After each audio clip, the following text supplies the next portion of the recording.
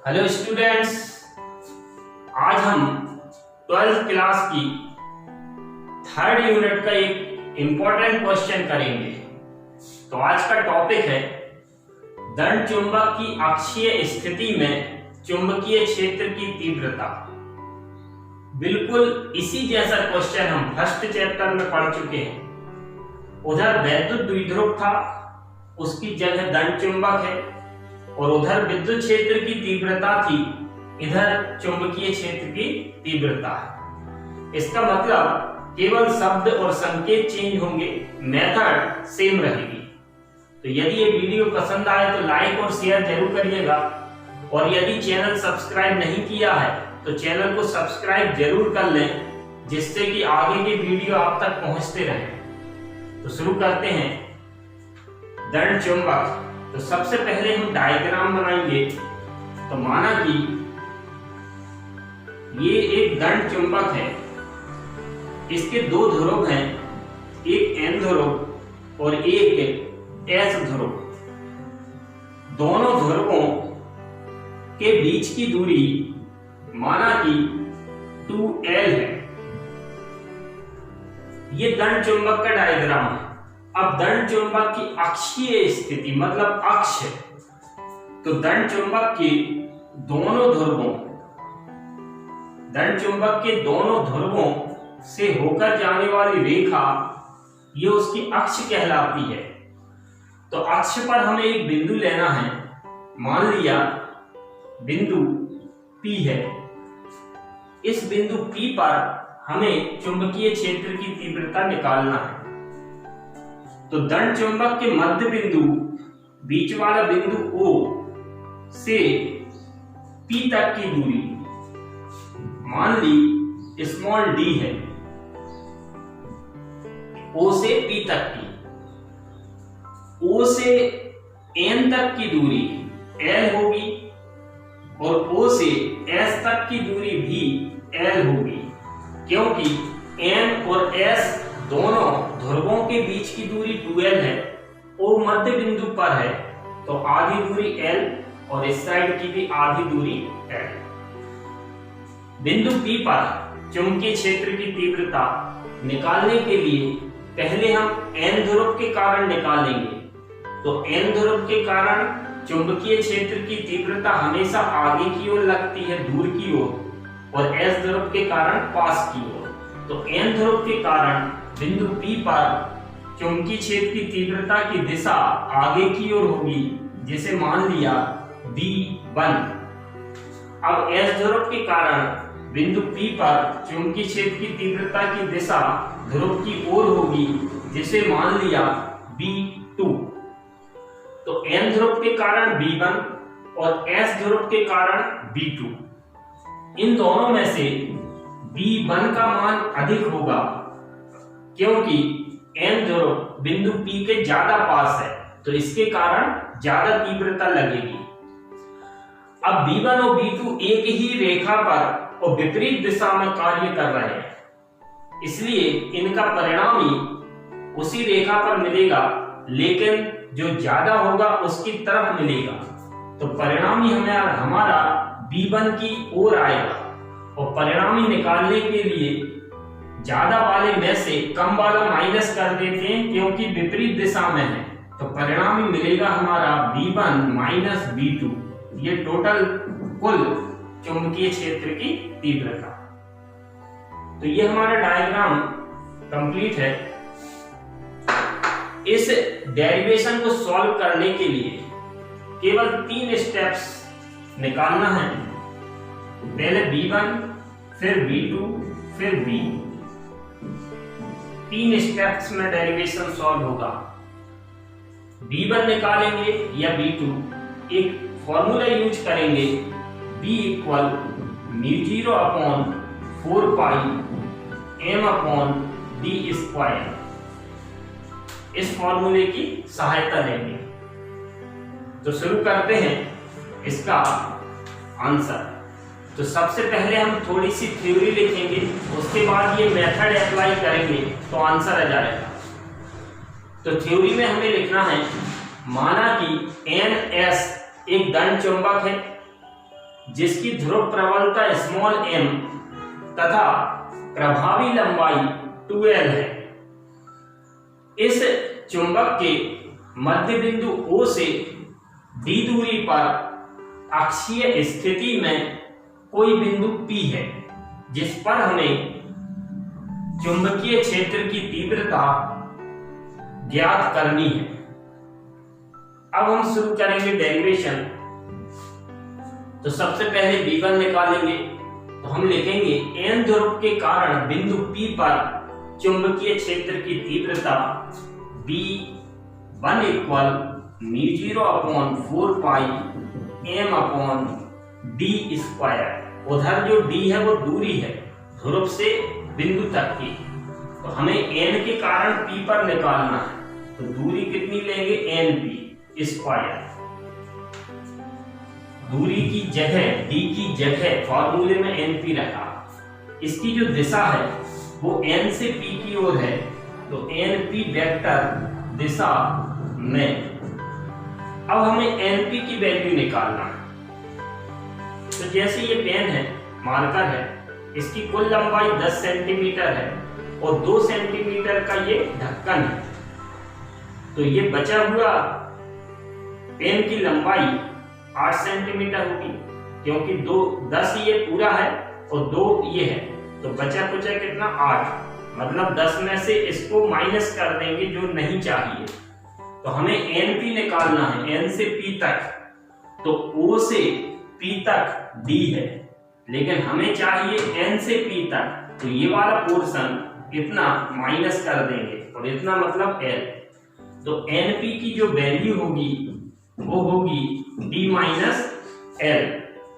तो np की जगह हम रखेंगे d माइनस l। तो हमें मिलेगा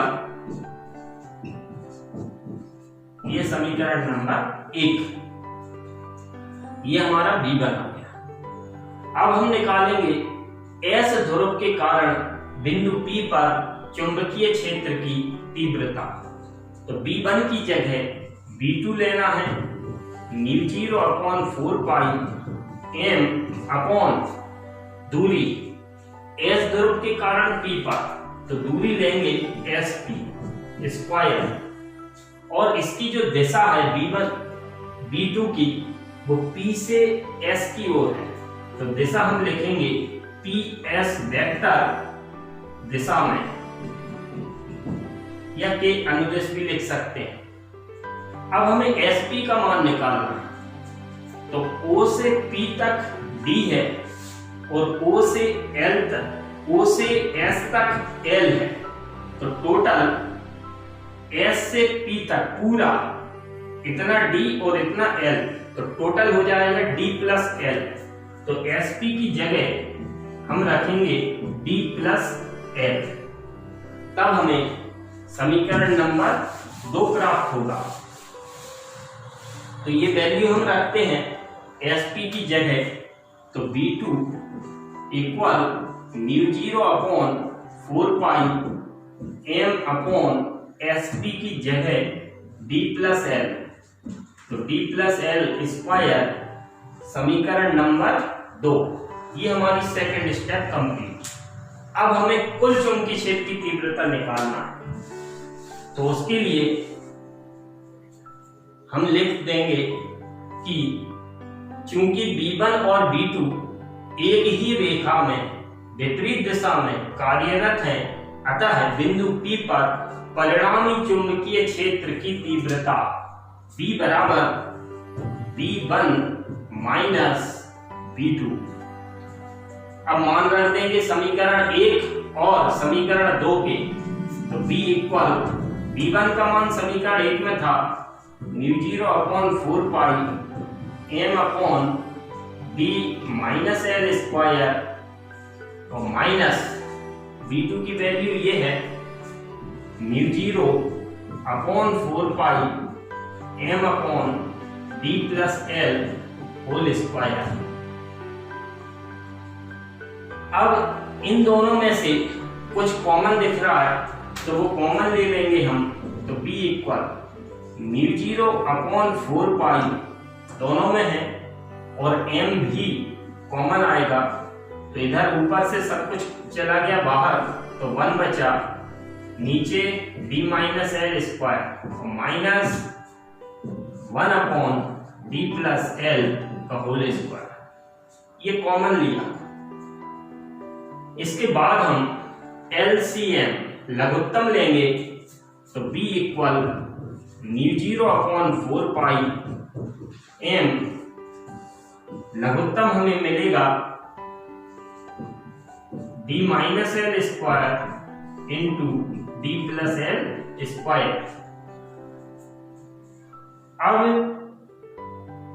इन दोनों का इंटू लघुत्तम आया है, तो ये इधर चला जाएगा, ये इधर चला जाएगा, तो d प्लस एल का whole square minus d minus l का होल स्क्वायर, क्रॉस मल्टीप्लाई हो गया। अब हम इसमें 3 सूत्र लगाएंगे। तो पहला सूत्र है a प्लस b और a माइनस b, तो इसका होता है a square minus b square. अगर एक ब्रैकेट में प्लस में है और एक ब्रैकेट में माइनस में है, तो a square minus b square, जो कि नीचे लगेगा। एक फॉर्मूला हमारा है a प्लस b का whole square equal a square plus b square plus 2ab, ये हमारा इधर लगेगा d प्लस l का होल स्क्वायर। एक फॉर्मूला है a माइनस b का होल स्क्वायर, तो a माइनस b का होल स्क्वायर अगर हो तो a square plus b square minus 2ab, ये वाला फॉर्मूला इधर फिट होगा। तो ये तीनों फॉर्मूले अप्लाई करेंगे तो हमें मिलेगा b equal μ0 upon 4 pi m bracket में, इधर a प्लस b का होल स्क्वायर लगाएंगे, तो a square means d square plus l square plus 2dl। अब ये माइनस a माइनस b का होल स्क्वायर लगाएंगे इधर, तो हमें मिलेगा d square plus l square minus 2dl upon, एक ब्रैकेट में प्लस में है, एक ब्रैकेट में माइनस में है, तो ये हो जाएगा d square minus l square, और ये जो होल स्क्वायर चल रहा है वो वैसे ही चलता रहेगा।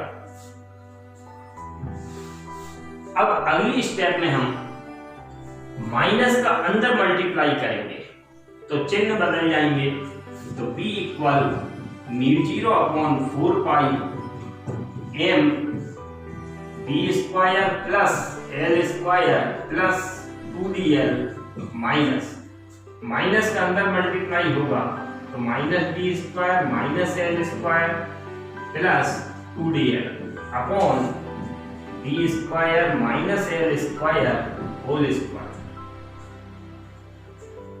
अब b स्क्वायर कैंसिल होगा, l स्क्वायर भी कैंसिल होगा, और 2dl और 2dl जुड़ जाएंगे तो 4dl हो जाएगा।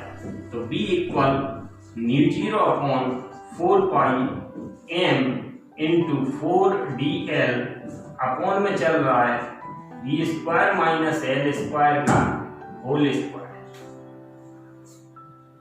अब एक सूत्र याद रखना है, स्मॉल m ये ध्रुव प्रबलता है, इसमें प्रभावी लंबाई 2l, इसका यदि गुणा कर दिया जाए तो कैपिटल M निकल आता है। कैपिटल M मतलब चुंबकीय आघूर्ण, तो ये वैल्यू हम इधर रखना चाह रहे हैं। तो M हमारे पास है, L हमारे पास है, 4 है, 4 को हम तोड़ देंगे 2 इंटू 2, तो हमें मिलेगा b equal μ0 upon 4 pi m into 2l। m और 4 में से एक 2 लिख दिया और एक l लिख दिया।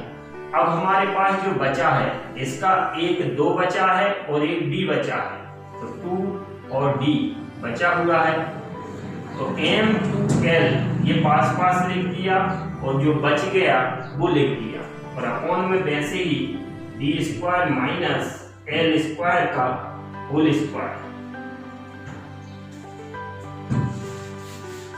अब ये जो फॉर्मूला लिखा है साइड में m इंटू 2l, इसको इधर फिट करेंगे तो b इक्वल μ0 अपॉन 4 पाई 2, इसकी जगह कैपिटल M और D upon b square minus l square का होल स्क्वायर। ये हमारा दंड चुंबक की अक्षीय स्थिति में चुंबकीय क्षेत्र की तीव्रता का सूत्र है। चुंबकीय क्षेत्र की तीव्रता का मात्रक होता है टेस्ला या फिर वेबर प्रति मीटर स्क्वायर भी लगा सकते हैं। अब इसमें एक कंडीशन लगाएंगे हम, यदि दंड चुंबक छोटा है मतलब 2l कम होगा, और 2l कम होगा तो l और कम होगा। तो कंडीशन, यदि स्मॉल l बहुत छोटा हो d की तुलना में, d मतलब दूरी, तो यदि l बहुत छोटा d हो तो l बहुत छोटा है तो l को हम नगण्य कर देंगे, नेग्लेक्ट कर देंगे, तो b इक्वल μ0 अपॉन 4 पाई 2 m d upon d square, ये l छोड़ देंगे तो d स्क्वायर का स्क्वायर बचेगा। अब d की पावर 4 हो गई नीचे और एक d ऊपर है, तो एक d कट जाएगा, तो b बराबर μ0 अपॉन 4 पाई 2m अपॉन d की पावर 3 टेस्ला। ये हमारा छोटे दंड चुंबक के कारण अक्षीय स्थिति में चुंबकीय क्षेत्र की तीव्रता का सूत्र है। कभी कभी एग्जाम में परिणामी चुंबकीय क्षेत्र की दिशा पूछ लेते हैं, तो परिणामी चुंबकीय क्षेत्र की तीव्रता की दिशा हम डायग्राम से ही देख सकते हैं। बिंदु P से इस तरफ मिला था, ये परिणामी चुंबकीय क्षेत्र की दिशा थी, और वो दिशा ये अक्ष थी, तो अक्ष के अनुदिश थी और S ध्रुव से N ध्रुव की ओर थी। तो परिणामी चुंबकीय क्षेत्र की दिशा चुंबकीय अक्ष के अनुदिश S ध्रुव से N ध्रुव की ओर होती है। तो यदि ये वीडियो वास्तव में पसंद आया हो और आप चाहते हैं कि मेरे वीडियो आप तक तुरंत पहुंचे, तो बेल आइकॉन जरूर दबाएं। Thank you.